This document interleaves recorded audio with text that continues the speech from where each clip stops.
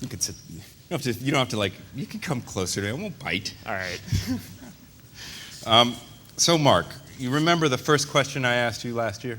Oh, yeah. I asked you, how's the financing going? Yeah. And I said, we're going to close it next week. So let me ask you, how's the financing going?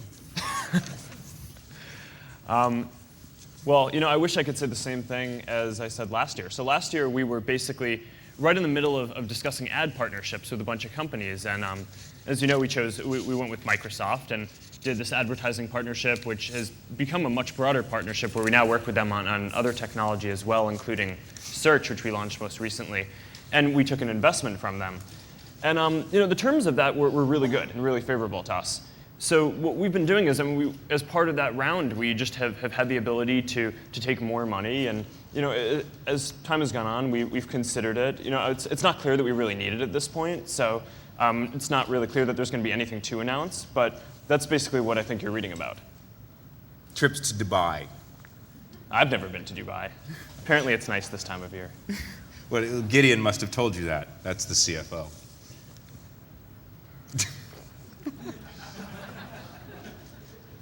Oh. Okay, we can move on. Do you need money? No. All right, we No, got that do one not. checked. We spoke before this, and thank you for taking the time so that I don't surprise you with anything. And one of the things you told me with regards to the discussions around money was that you're not primarily focused now on optimizing for revenue, but there's been a lot of discussion and articles written recently saying that you might need to worry about that faster than you thought given the economic climate.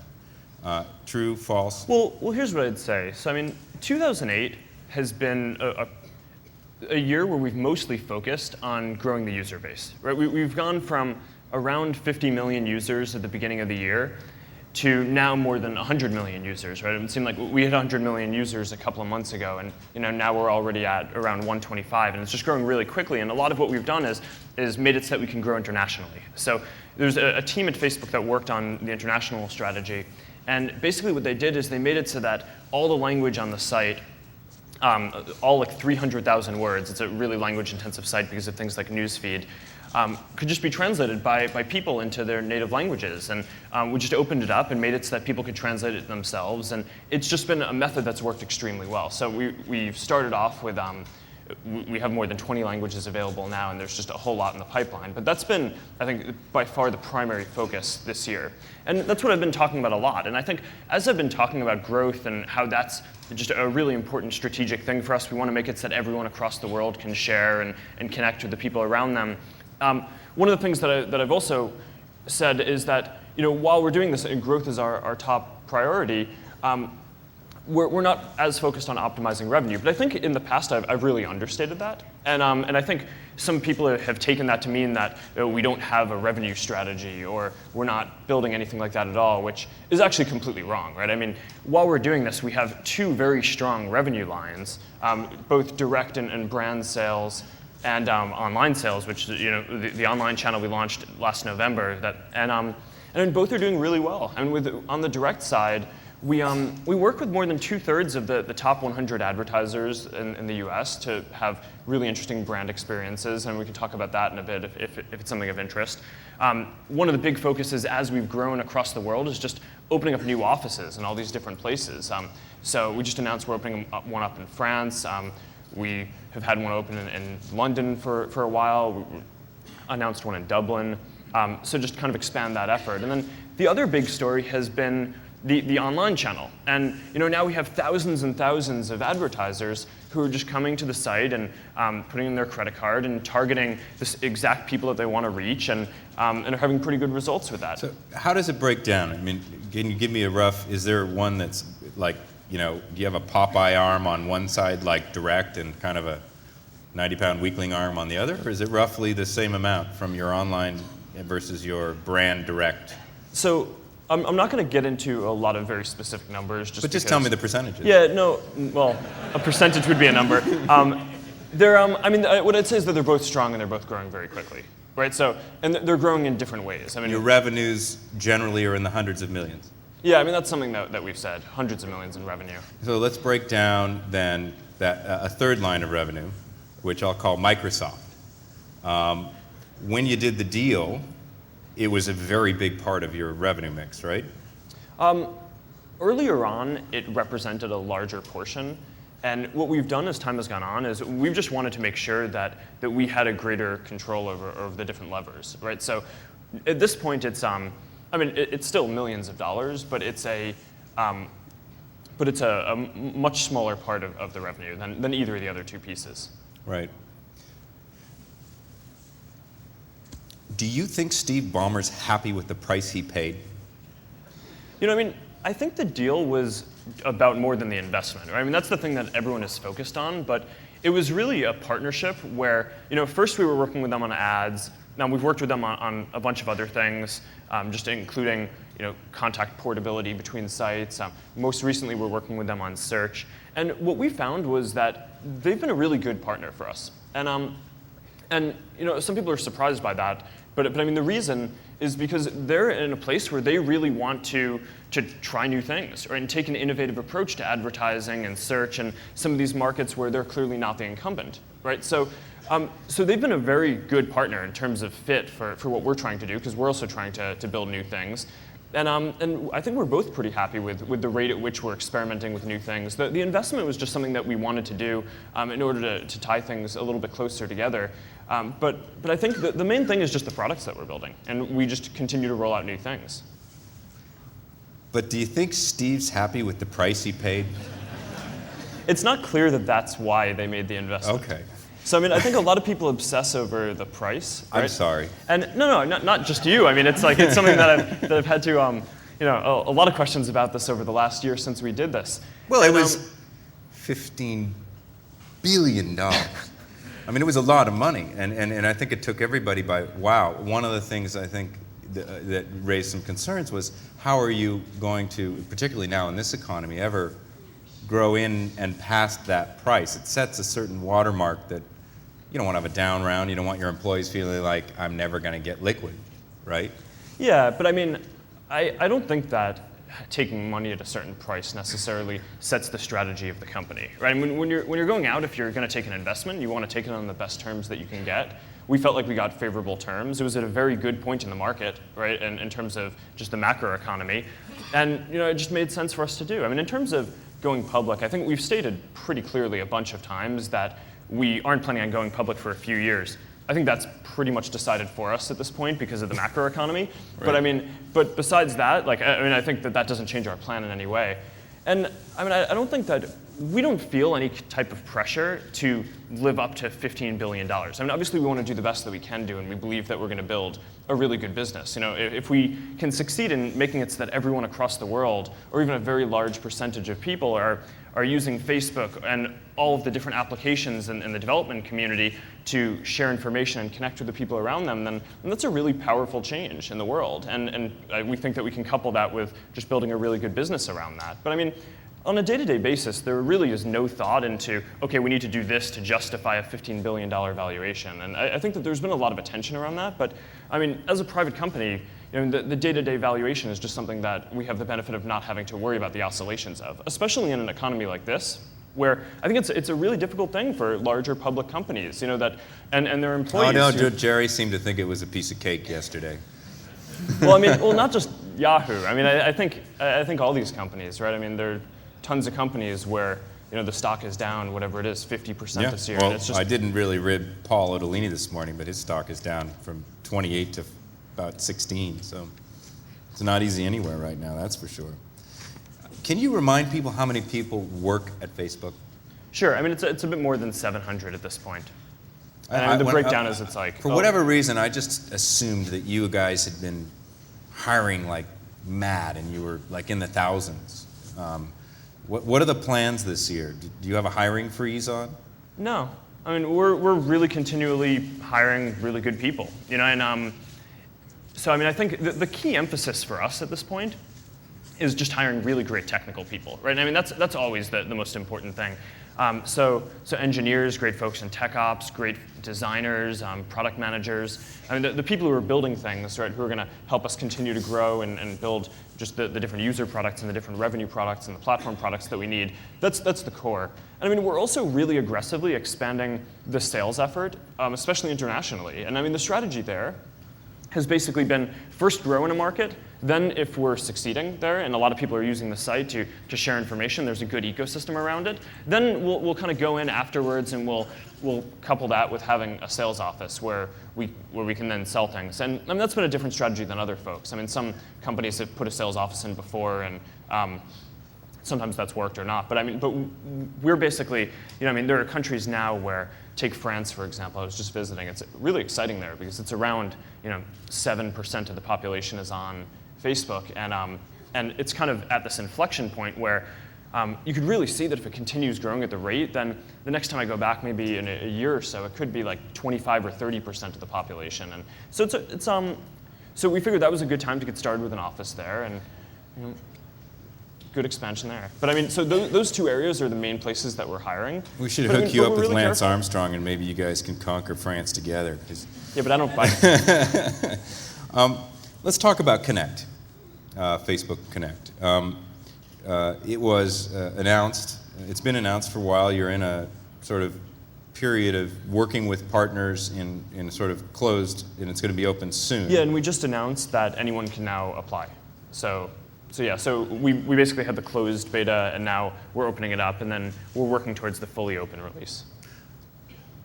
A criticism of Facebook, whether it's true or not, that I'd like you to respond to is that it's a walled garden, that you jealously protect that social graph, and you don't want to, for example, join Open Social and be part of a broader distributed web. How do you respond to that?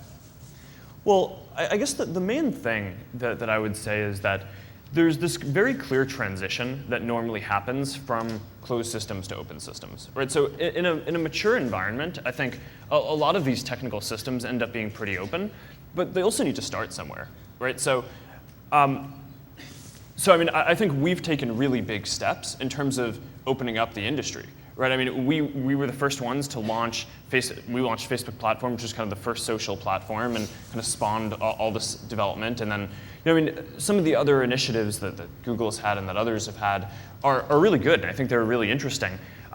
Over time, I think that it's worth exploring how the companies can work together. At this point, they're much smaller than Facebook is, just independently. So, and also just from talking to developers, we've gotten a lot of feedback that people prefer using our interfaces like FBML, FBJS. And I mean, that may not always be true, right? I mean, I think over time, whether it's open social or something else, or whether ours becomes the open standard, I think, I mean, these systems tend to move towards openness over time. I mean, one example that I think about is like, if you look at the PC industry and how that came about, I think it's pretty commonly held belief at this point that the reason why Microsoft ended up being such a strong company is because they, instead of trying to own the whole computer top to bottom, they instead just went and tried to build this operating system so that people could build software and plug in any type of hardware below, and that would be basically like a more open system. And I think it's pretty easy to overlook the fact that that wasn't the first iteration on how that kind of development worked, right? I mean, in order for Microsoft and the software model with Windows to really make sense, first, someone had to be building computers and creating demand, and then it got to a point where it really made sense for that to happen. So I think the challenge that we have is to bring people along that whole path, right? So first, get people onto Facebook and make it so that people can be comfortable sharing information online, right? I mean, I think we take for granted that 4 years ago when Facebook was getting started, most people didn't want to put up any information about themselves on the internet, right? So we got people through this really big hurdle of wanting to put up their full name, a real picture, mobile phone number in a ton of cases, connections to real people. And the way that happened was by building really good privacy controls, right? And then they're not always used. I have a Google News alert for Facebook, and today it showed 3 people who got fired because of what they put on their profile, including a Patriots cheerleader and a backup center for the Texas Longhorns. It's a bad day for stupid drunk Facebook photos. Well, the privacy controls are there. Anyhow, the point is, so as time goes on, people have shared more and more information, and there's this clear trend towards that. Right. And we looked at where things were last year in 2007, and just realized that each of our applications, whether it's photos or groups or videos or whatever it is, kind of represent one way for people to share information. And we just realized that there was no way that we were ever going to be able to build all of the different applications and ways that people wanted to share information. So therefore, we built this platform. And over time, we just expect it to get more and more decentralized, right? So the next iteration of platform in a pretty big way is Facebook Connect, as you mentioned, right? And it's basically going from making it so that most of the development on Facebook is happening inside Facebook.com with Canvas pages and boxes and profiles and items and streams, to instead, people can now have all the same tools, but they can make it on their own website. They can build their own brand, have their own site, right, and have all the same integration with Facebook as they got with the original Facebook platform. And I just think as time goes on, we'll just see this very natural fanning out and decentralization of things. And I view it as a big part of Facebook's role in this ecosystem to just continue pushing that, right? Continue making it so that more people around the world are sharing information, so that people can bring their information to all these different places. But I think that there's a rate at which this will happen. And if we're not on the edge of pushing that out, then I don't think we're doing our job. Well, you got a really good, I think, there wasn't anybody, and I think I said this last year, who wasn't, when you announced the platform, everybody rushed into their meeting rooms and said, what are we going to do? How are we going to take advantage of this? What are we going to build? A year later, a year and a half later, I think there's a sense, and I think it's fair to say, that the platform has not lived up to all of its potential. In that there's a head end of the platform, some very successful developers, but there isn't a very robust kind of neck and shoulders or torso or whatever you want to say. There's been, some criticism from parties here around the idea of, we can't throw sheep our way into the next version of Web 2. Is Connect an attempt to address some of those limitations of the platform?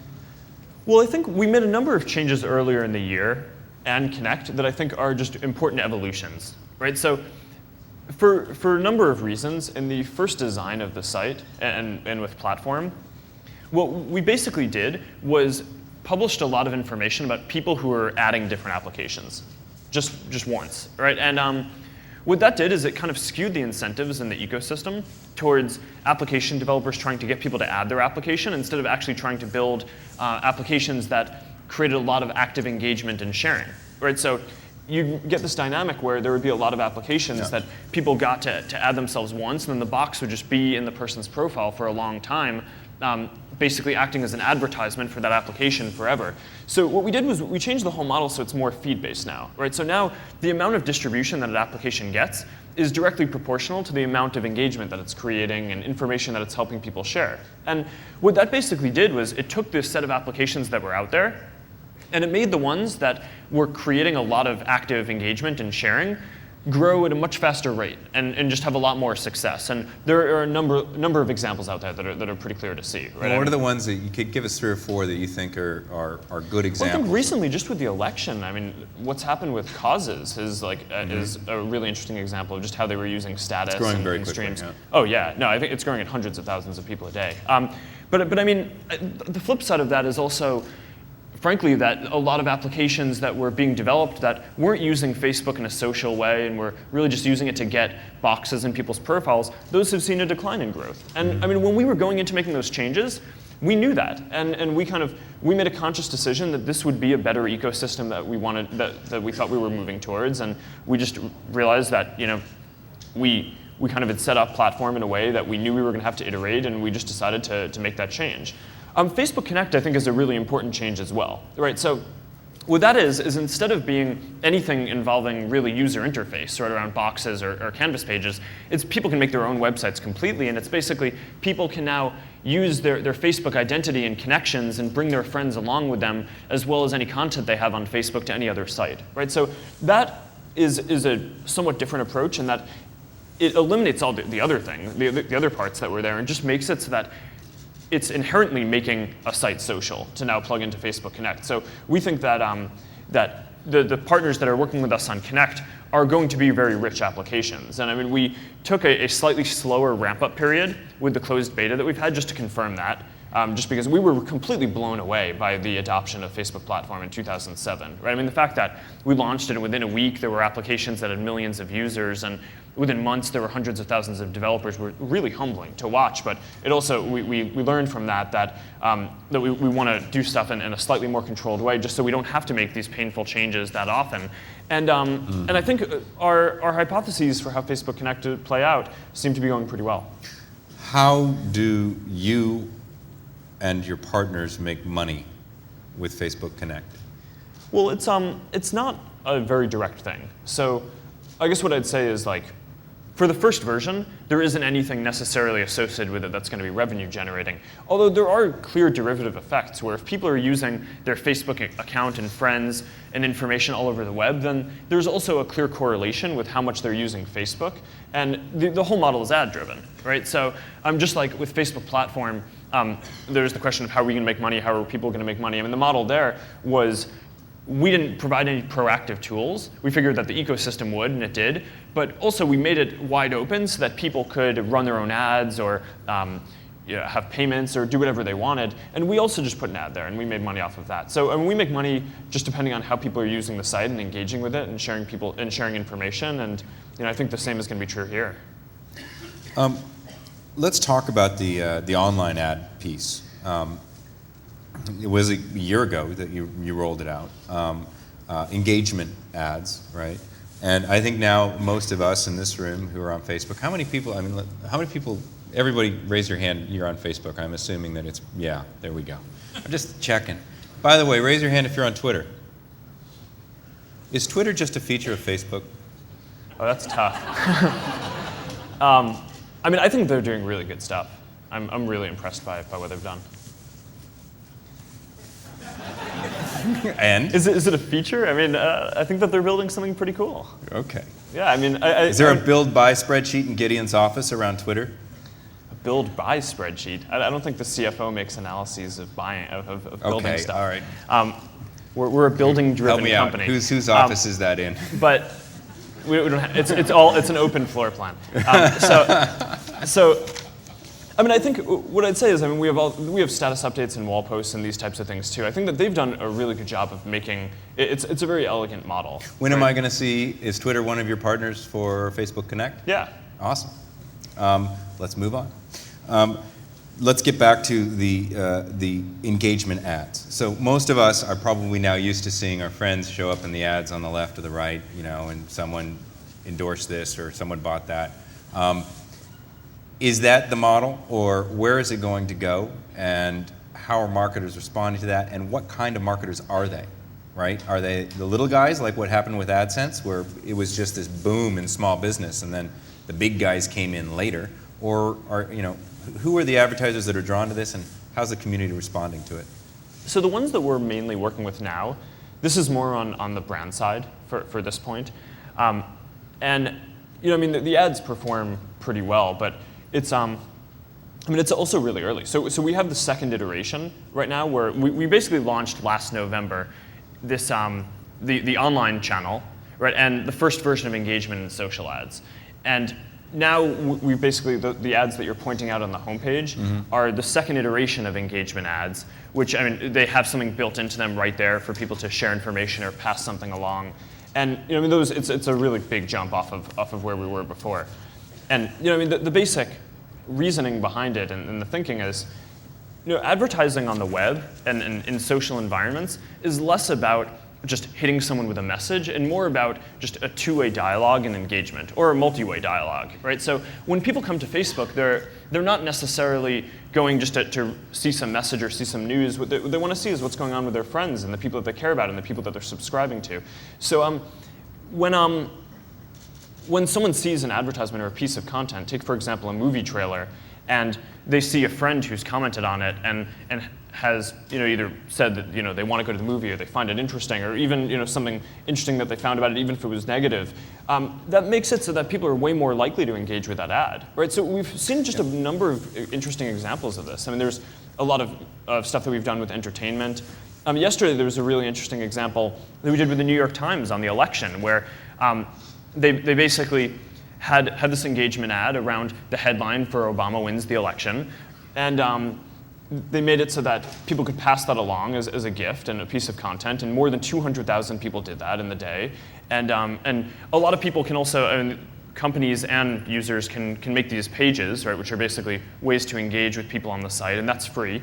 So the New York Times had one of those for a while, and it had tens of thousands of members on it.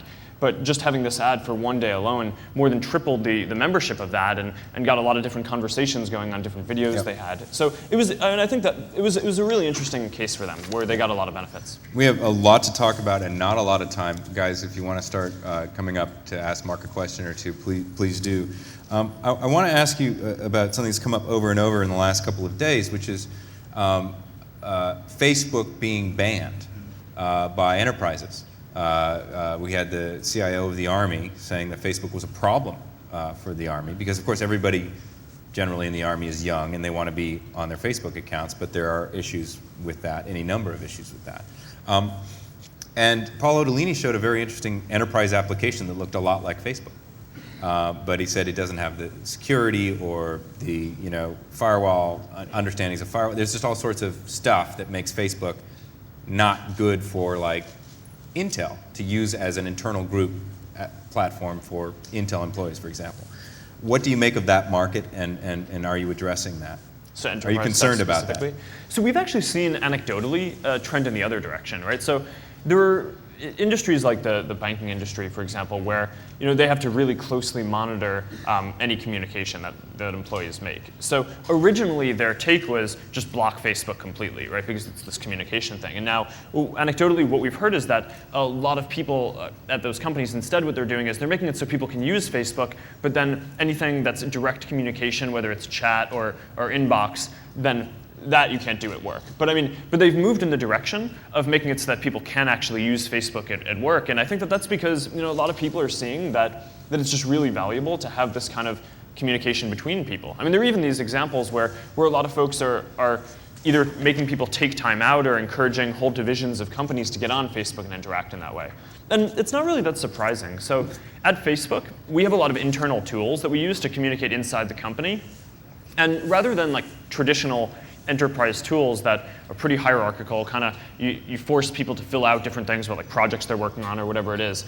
The tools are basically built off of the same type of incentive systems and structures that the site itself is built off of, where basically you share information, you get feedback. That makes it so that people are basically incentivized to share more information. It actually ends up being this really robust internal communication system where people are constantly sharing ideas and collaborating on different things in the company, or talking about what they're working on and getting help from other people.